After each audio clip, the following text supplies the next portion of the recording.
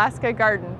I'm with UAF Cooperative Extension Service and Tanana Chiefs Conference. I'm here in Homer, Alaska, checking out all the cool things farmers are doing here to extend the season, like high tunnels, hoop houses, low tunnels, and also the other cool tools they're using as small-scale farmers. I'm here at Willgrove Farm with Paul Castellani, and Paul has an off-grid farm here, 140 acres. And Paul, can you tell me a little bit about how you got into farming and how it is to farm off-grid? Well, I was a biology major in college, so I've always been interested in botany. Was sort of my focus. So I've always enjoyed gardening and growing things. And when Jen and I moved down here to the peninsula, we came down here because of the soil and the water, and also I think we knew that it was sort of a supportive community here for these kind of endeavors. And yeah, we started out as home gardeners, and when the farmers market formed, we were involved, and we just sort of have every year tried to grow a little bit to serve the market, and it's become our full-time job, basically. At least through the summertime. We do different stuff in the winter. Great. So what are some of the challenges that come with not having electricity or even access? It sounds like when you started farming here, you didn't have road access, so you had to carry out some of your produce. We did early on. We would carry stuff a short ways to where our road began. I guess the challenges are, things like my tunnel, for instance, doesn't have ventilation system installed because I need to invest in the battery and the solar panels, basically, to run it. Although I do use solar, it's still a limited amount. And so I would say it's, pumping water. We don't have any heat. We don't use any heat anywhere. We start our seeds indoors in our house. We have a sunroom upstairs. That's our first greenhouse.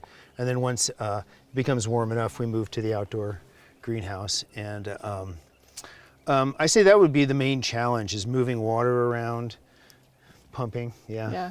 And what about refrigeration? Do you have any refrigeration? That would be another challenge. We've always relied on the shade and the soil to keep things cool, which is a pretty good bet here on the peninsula.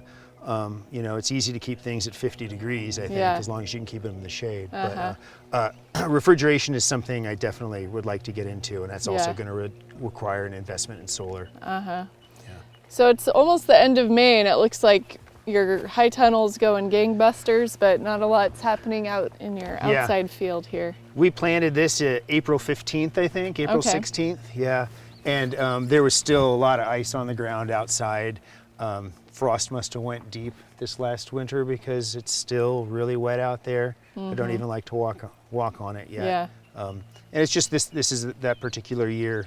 Many springs, it's really hot and dry in May. Interesting. Well, let's go check out the rest of your farm. Okay. So when did you plant in this field? Well, we just got out into this field about a week ago with the onions. Okay. Started putting onion plants out. You can see I'm still warming up the ground with plastic in a lot of places. Part of it I still can't even till just because it's still wet and pretty wet and mucky. It's a different story inside of the hoops, of course. Yeah, and then you've got a bunch of row covers too? Floating row covers. It's my #1 season extension tool. And I also use it for insect protection on the brassicas in the early part of the summer. But yeah, I don't think that I could market garden as effectively without floating row covers here in the Kenai Peninsula, for sure. Because it turns a 50-degree day into a 60-degree day. That makes a huge difference.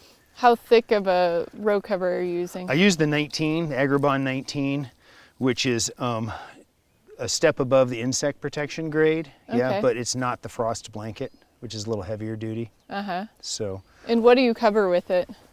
Lettuces, carrots, radishes, all of the brassicas initially. Say cabbage crop will all go under that until the cabbage maggot fly is done doing its thing.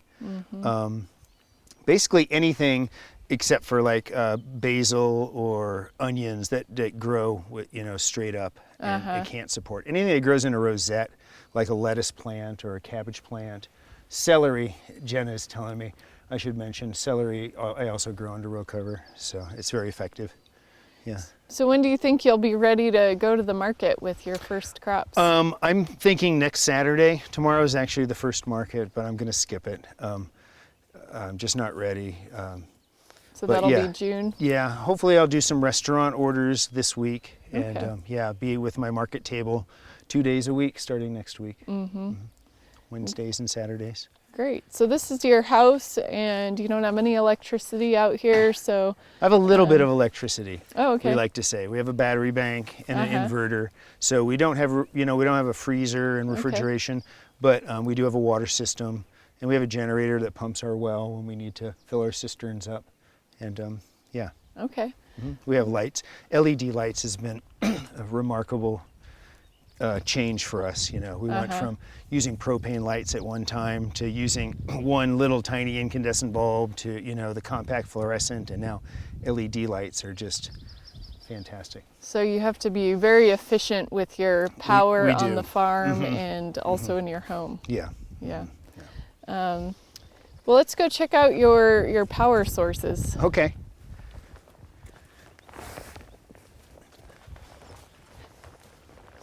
So you've got a couple solar panels here. That keeps our small battery system inside charged, and it also runs a DC direct current pump, 12-volt pump, and we use that to have pressurized water for cleaning vegetables and filling watering cans and whatnot. Okay. Yeah. And then we've got some seedlings out here, and Yep, these are my hardening benches where Okay. I move stuff out of the greenhouse and I like to give it a few days in the outdoors before it actually goes into the ground.